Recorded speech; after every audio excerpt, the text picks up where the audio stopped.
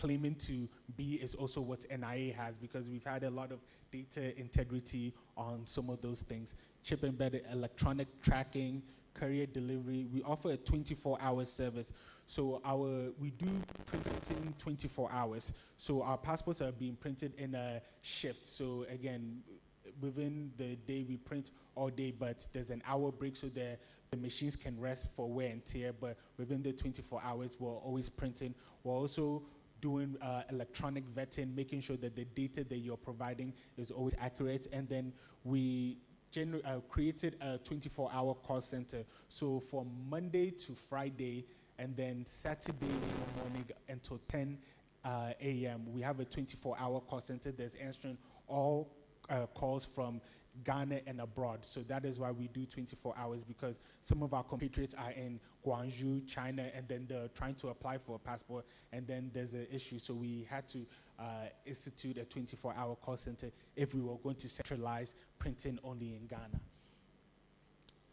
So since the launch of the chip embedded, again, just this year, from 1st January to 17th, which was yesterday, we received 285,760 passport applications. Out of that, we've printed 280,790 passports. The 5,000, again, it could be because the passport application is on hold for further verification and so forth. We also initiated a 24-hour passport. So now within 24 hours, you can actually get your passport. So that initiative came around November, when our Honorable Minister saw there was a need for a 24-hour passport, because people would get to the airport, realize that there's no more pages left on the passport, or the passport are expired, and they need that passport within 24 hours. So since the launch, we've done about 3,453. Our call center complaint rate is at a 92.8, because there's an SLA between us and them to make sure that they're always picking up a call. And again, some of our softwares we have internally is tracking the calls. It's always monitored, it's always recorded. It shows how long a person was on call, if the call was abandoned, what happened, so that we can also track these things that, okay, if your service went down, when did it go down? Was it on our end? Was it on the network carrier's end, or so forth? We created 7 new packs. So now there's 7 new passport offices across the region. So now every region has a passport center. And since the launch of all those 7 new packs, we've done about 13,161 applications between all 7 of those packs. Okay, so what we've seen is, again, the experience of passports provides a... Okay, so again, the design was centered around our applicant's journey. We looked at reliable connectivity, because we wanted to provide our Ghanaian institutes with more leverage instead of looking for external partners. So that's why we worked with some of these partners. We did an interoperability look and saw that there was a lot of things that weren't all in common, so we made sure that we became one common standard through the Passport Application Center. Citizen education requires application errors and depends on intermediaries. We removed that by providing more information. The reason why, if you recently saw from Ghana Statistical Service, Passport Office has reduced in the level of corruption, because we provided more information to our clients. We told them, if you are applying for a new passport, these are the requirements. If you're doing a change of name, this is the requirement. If you're doing a renewal, this is the requirement. If you're minor, we put a lot of FAQs on our website, so that instead of them going through a third party trying to get these answers, they can simply go onto the platform and see these questions that people are asking, and then help get it answered. And cybersecurity and privacy and business continuity must be a built-in from the onset. Again, that is why we have our data redundancy. We have servers sitting here in Accra and some in another location in Ghana, and then we're looking even elsewhere for better data reliance in case we have an outage or anything like that. The next stages that we're looking at is, again, securing data exchanges. Because we're working with a lot of partners, we want to make sure that when we're exchanging data, it is allowed and then it works well. common verification standard, making sure that all our standards are aligned with NIA, DVLA, BEF, and DEFs, because we work with all of these institutions. So we're trying to make sure that our common verification standards cuts across. Integrated digital service, again, deepening our ties with certain institutions, Ghana.gov, NIA, BEF, and DEF, because we've heard that they've now have an online database and all of those things. So we're trying to work with them. Shared reliance, again, coordinate cybersecurity monitoring, again, with some of our partners at NSB and all of those that are helping us deal with that. Data-driven plan, where we're making decisions and all of that. We have data to help guide us. And service beyond Ghana, again, our missions are some of our biggest complaints, because the services that they receive abroad, they expect it when they get to their mission. So making sure that the same type of service delivery that we're giving them here in Ghana, they're also getting it at our missions. And again, I would like to end and say thank you. If there's any questions or anything like that, we're here to answer. Please, let's give Alfred a huge round of applause. Thank you so much for that presentation. And for the sake of time, I'm going to allow just 2 questions, please. So I see one hand up here, and any other hand? Thomas has spoken, you haven't spoken. So I'm going to give you and you the opportunity. Can we have the microphone given to him, please?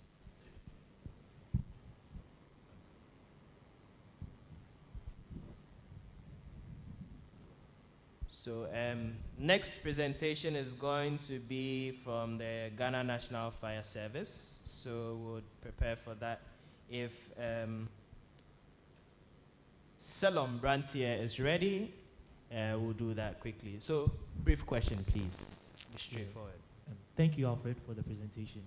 My name is C.C. Abraham. Yeah, I'm interested in the journey for the applicants for the passports. Especially the third part of the flow, the payments digitally. Is that payment just via mobile money, or it allows for Visa and other options of payments? Let's have the second question. All right. Thank you, Abraham. Next question, please.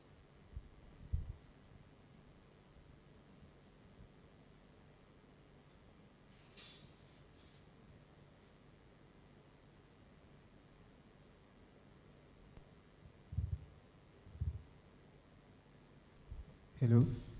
My name is Frempong. I want to Sorry, your name again? Frempong. I want to know the time, the data, online application last. Maybe you did the online application, and then after going for the verification, identity verification, you realize that your name on your Ghana card is not the same on your birth cert, and then you have to go and then change some of these things. How long would the data on the online last for? Thank you. Thank you, Abraham, and thank you, Frempong. So over to you, Alfred. All right, so with the first question, our online payment platform takes a different payment platform. We do Momo, Bank, USSID, and yes, that is what we have right now. Bank, USSID, and then Momo. So for any of your courier services, you can pay with that. Thank you. Then the second question, when it comes to seeing that your details are different, we allow you to, that's why we allow for you to book your own appointment. When you start filling the application, okay, let me talk about what was in the past. Before we moved to the chip embedded, for you to start the passport application, you had to first pay before you can start filling the forms. And we saw that that was very inconducive to a lot of people, because they would pay, later find out that there's a situation, and then they couldn't go back. So what we did was we redesigned the forms. Now you fill out the forms, fill it out completely before making payment. So at any point, if you see that your details are not matching, your application is still open. As soon as you finalize your application, confirming that all the details match, then you are allowed to book your appointment. But if you arrive to the passport application center and then you realize it at that point, we give you, I believe, up to a year to come back to the office and then complete your passport application. So it's up to a year. Thank you. All right, thank you very much, Alfred. Ladies and gentlemen, a huge round of applause to Alfred. Thank you very much. So we are going to proceed to the next presentation from Ghana National Fire Service, and the person going to do is in the person of Selom Brantier. So he'll come and introduce himself and give us that presentation. Please let's welcome Selom with a huge round of applause.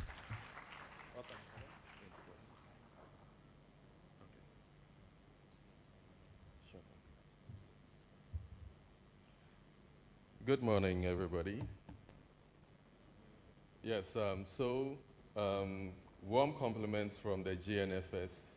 Unfortunately, because we are just about going live with our service, they have not been able to come here, so I'm representing them as one of the private partners on the project to showcase how a security service like the Ghana National Fire Service is also joining the digital age by automating their systems.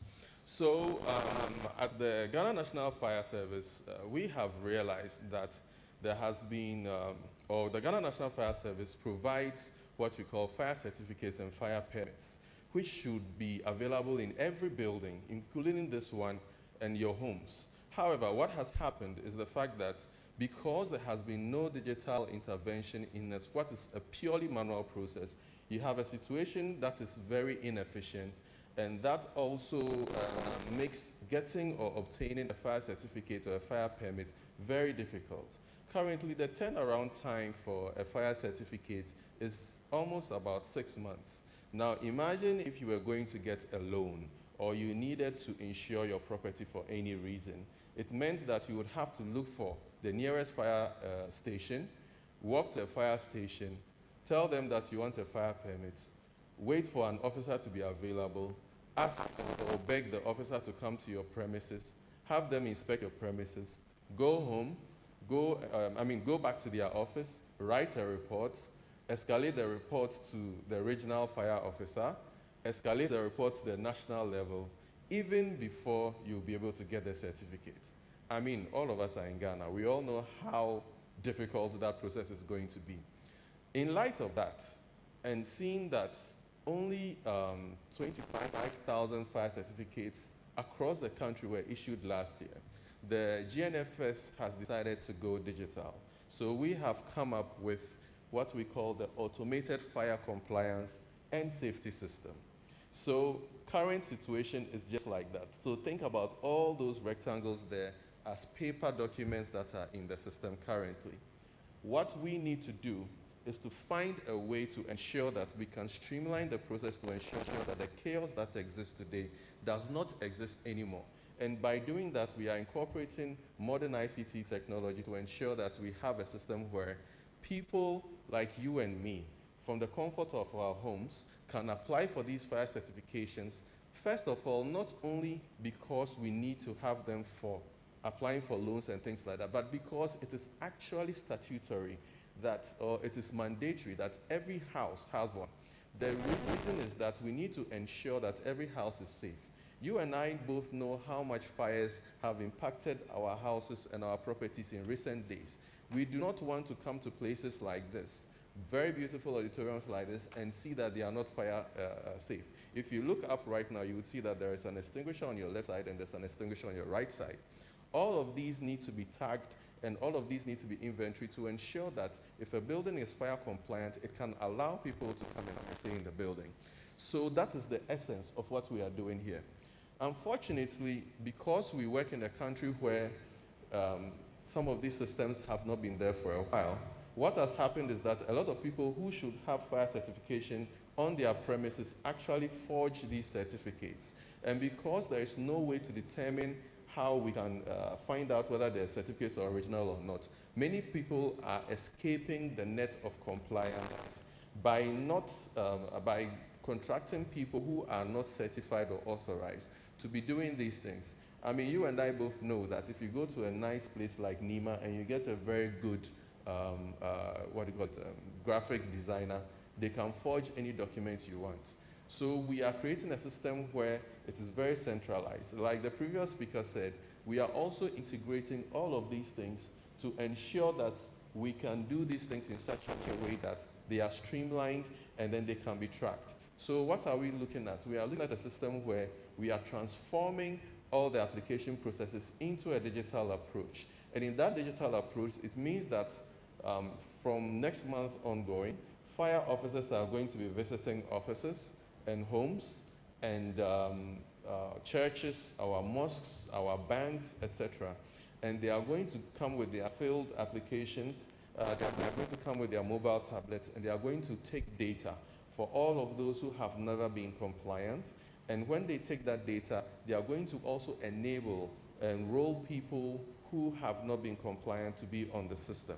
And basically what we want to do is that, just like how you saw the chaos, now there is order. We want to ensure that that order comes also by coming with secure data that is integral to what we do. So what we are doing is that we are also connecting our data sources, just like the previous speaker said, with the Office of the Registrar of Companies, which we all used to call Registrar General.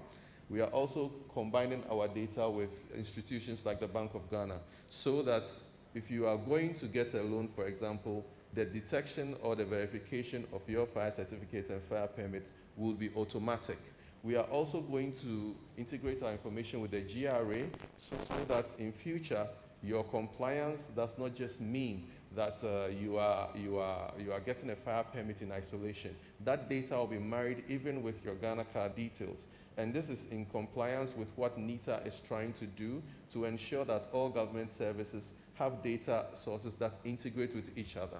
So we are joining this by also ensuring that we create that seamless system. So whether it's a field officer, whether it's an applicant, whether it's a regulator, or whether it is people who want assurance, now Ghana National Fire Service has created a platform called AFCAS that is going to ensure a seamless integration of all of these. The mechanics of these will be announced very shortly to the public, but this is an example of how technology and innovation can marry with mandatory activity to ensure that we create the best synergies for the country. So, from application all the way to renewing your fire certification, which should be done annually, we have streamlined the process, we have digitized the process, and we are now ready to serve the country. Thank you very much.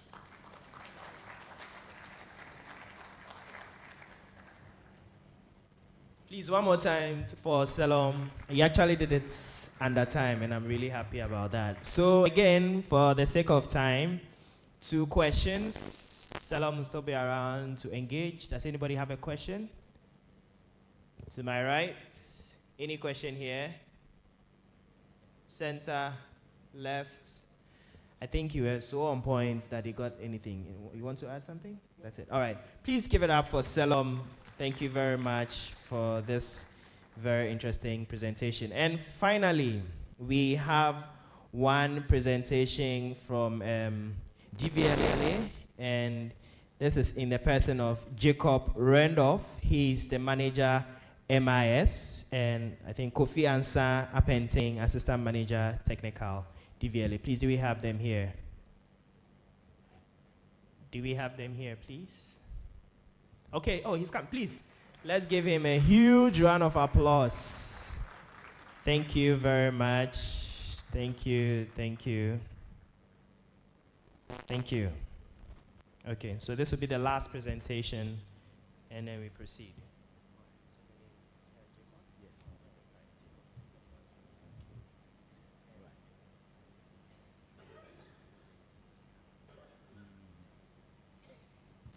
Yeah, I'm just with my co-host. We just come when you get maybe I'll use this one. Hello. I will say good morning to everyone. My name is Mr. Jacob Randolph from DVLA IT. I'm here to take you through our digital transformation. So let me go back. So we are saying digital transformation, a roadmap for modern vehicle and driver. Sorry. Hello? That's fine, it's fine. Yeah. So we are saying a roadmap for modern vehicle driver and compliance system. So currently, as we speak, these are the main 5 digital transformation agenda that DVLA has for the public. So we are saying that we have the registration and identification of vehicle registration, driver licensing, number plates, and VIN verification. Then we also have the roadworthiness and inspection, where we have roadworthiness renewal, vehicle inspection, PVTS, and driving schools. Then we also have the compliance and enforcement, where we have the roadside checks, infractions, suspensions and unsuspensions, and crash data. Then we also have the customer experience and payments. That is when we talk of digital payments, online services, and SMS notification. We also have the data analytics and integration, records digitization, interagency data sharing, and decision support systems. So basically, the digital transformation of DVLA rides on these 5 main agendas.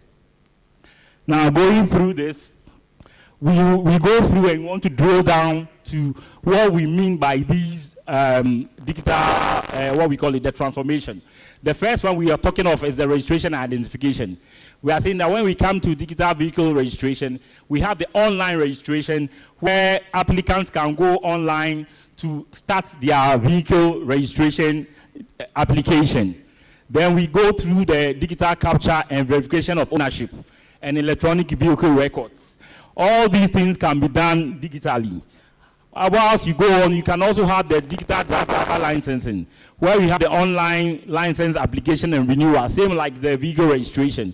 When we have the digital driver records, we have the biometric identification and verification. Then we have the number plate management, where we are coming up with a new number plate, where you have this electronic number plate allocation, verification of registration plates, detection of fake, clone, or unauthorized plates. Then we have the vehicle ID and the VIN verification, electronic verification of all of the chassis, identification of suspected clone vehicles, records for tempered and altered chassis and things. So we are saying that all these things is about applications and infrastructure. Now DVLA has put together stringent infrastructure that is in-house based, that all these applications we are going to do runs on them.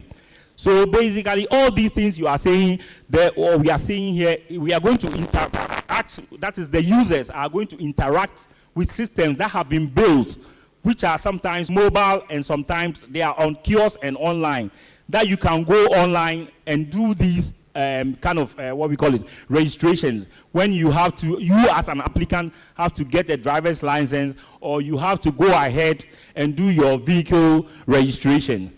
In this state, I would like to call on Mr. Kofi Apenti. He's going to take you to the next slides where compliance will be the main aspect of other things you have to get from here. So Kofi, over to you.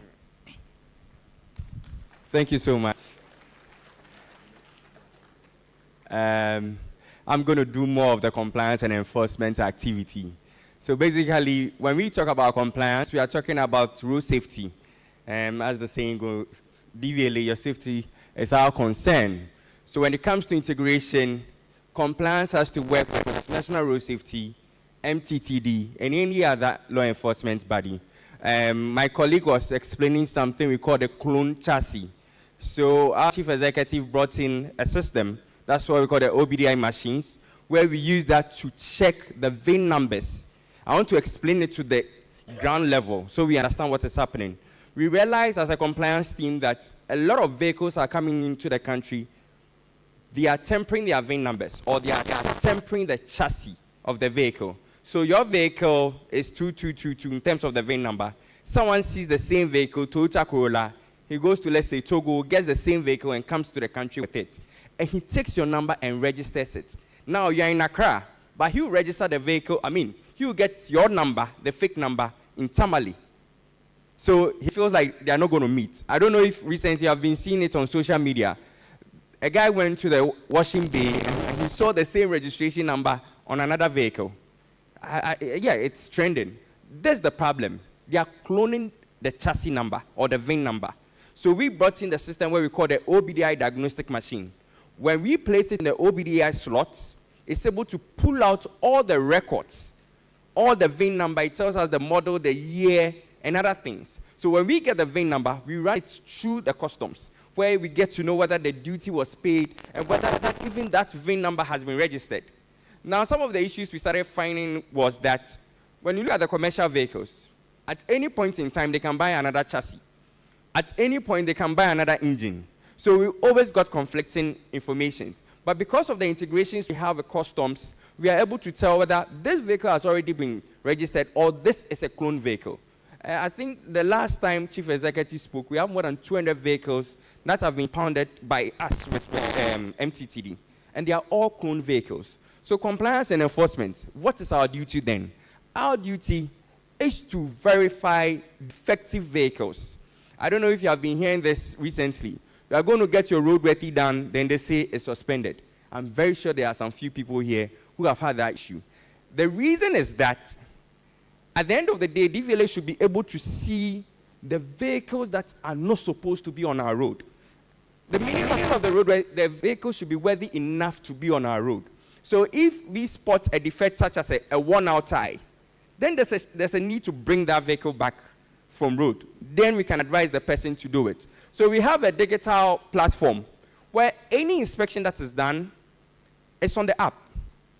This is going to help us, DVLA, and also going to help MTTD, road safety, for policy making. Because at the end of the day, there's always a before and after. We always try to go to the basics, where the defective vehicle, I wish I could display some of the commercial vehicles with defects. However, I don't think I can have it here. But we always upload images of defective vehicle. That can be a worn-out tire, exhaust emission, even torn seats. I, for one, use the commercial vehicles a lot back and through. And what does the law say? The law says, looking at this sitting posture we have here, it says the spaces between each other should be at least 70 centimeters. That's previous in the LI 2180. And even with the 2519, it still says that. So meaning, with my height, at least I should feel comfortable when I sit in the church. But you see them adding extra seats to the vehicle. Now, my compliance and enforcement app should be able to upload images like this so that the MTTD, the road safety, can see what is happening. Now, an accident happens. You see they use a lot of metallic materials for their seats. So, as a very light injury, a very light hit, where the commercial vehicle, his brake fails and he veers into another vehicle, the metallic material enters your knee. Simple. So a very light accident and we are having high casualties. That is where compliance and enforcement comes in. So if you see your vehicles are being suspended, we want to make sure we are very strict on the materials we are using, on the type of license one is having. Now, in the new LI, we are trying to reduce the age from, I think the new one is 21 years before you can drive a commercial vehicle. So at least you should be matured enough before you, so your license starts at 18, but it should be at least 21 before you can drive a commercial vehicle. Then there's a need for our system to be able to talk with each other. Because the new LI says, you are going to use your reference number. So how are you going to use your reference number if Ghana Police stop you? We are giving them a system where when they put in the reference number, they can quickly see what is happening. They will get to know your name, whether the license they have before them is the new, and they even get to see your face. They get to see images of the person, so it interacts with us. So IT is doing a good job when it comes to that. Our job is just to be on the road to make sure the things we see there are matching what they have in our system. So that's what I was talking about, the suspension then and the on-suspension system. Now, when your vehicle is suspended, you receive an SMS where would inform you that you should visit the nearest DVLA. Currently, we have more than 40 DVLA offices across the country. So you can visit the nearest DVLA office, take your vehicle and your document there. There's a team who would use handheld devices which communicates in our system. So whatever they are doing with the handheld devices, it communicates in the system. Once again, MTTD Road Safety should be able to see this type of information because it helps us in our policy making. Now, the crash accident. Let me explain this, because anytime there's an accident, a lot of people don't understand what is happening. When there's an accident, there's always an MTTD officer on scene. He's going to give you a request form. The request form is supposed to be sent to DVLA to bring a vehicle examiner who examines the extent of damages on the vehicle. Now, in some years back, everything was paper form. So the request form is on paper, the damages is written on paper, then you take the paper to insurance, then there's a long... Now we can't communicate well. Now with the new digitalized accident report form, we are able to do the test on our digital platform. So when I write the extent of damages, I have to also upload where the damages are. Now we are trying to even integrate the AI system in it, where it gives us detailed extent of the damages. Then our Ghana Police as MTTD are able to see that information. At the end of the day, the insurance people are able to know, okay, so this is the extent of the damages. This is what I have to pay you and all that. That is the purpose of the accident data management system. I don't know if I have to explain. Yes, so as I was saying, the digital analysis on the defects and the crash factors, the system is able to also analyze it for us, because in accident reports, DVLA is not supposed to judge who caused the accident. We are only there to just give the extent of the damages. Then, when we sit down with road safety MTTD, we can say, oh, it looks like the ties that are coming into the country, people are buying after 4 years ties. They are worn out, or the duration of a tie is 4 years. But so far as the tie threads are not worn, we just buy them. So it helps us to understand what type of information we have to give the public. That's why you get to know, we say we want to ban the right-hand use. Because the certificate of conformity is not even added. So we can't even tell who changed it. So the mechanic around my area will just change the